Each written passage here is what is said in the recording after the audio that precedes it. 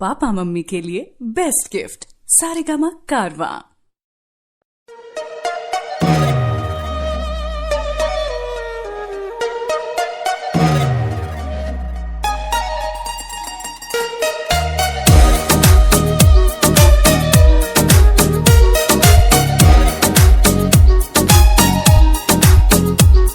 हर shot है dress impress दिल हमार करेला बारू जाड़ा के धूप रूप देख के न मन भरेला।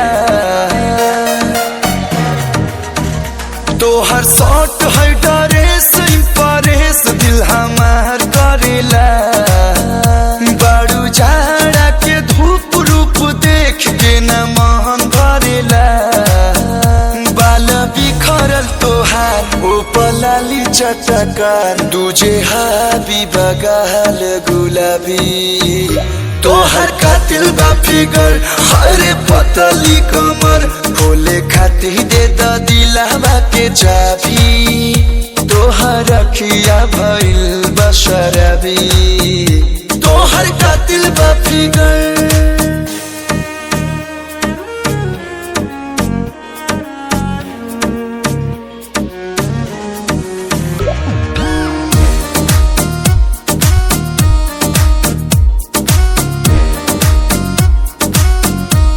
तोहर सूरत लगे मूरत न जरूरत बा सिंगारे के हमन ढरकल ह दिल पर कल खाली खोजे निहारे के करे गजरा कतल गजरा हलचल तोहर गुस्सा बगोरी खराबी तोहर कातिल बा फिगर हरे पतली कमर खोले खातिर दे द दिलवा के चाबी तोहर अखिया भइल बशरबी तोहर कातिल बा फिगर।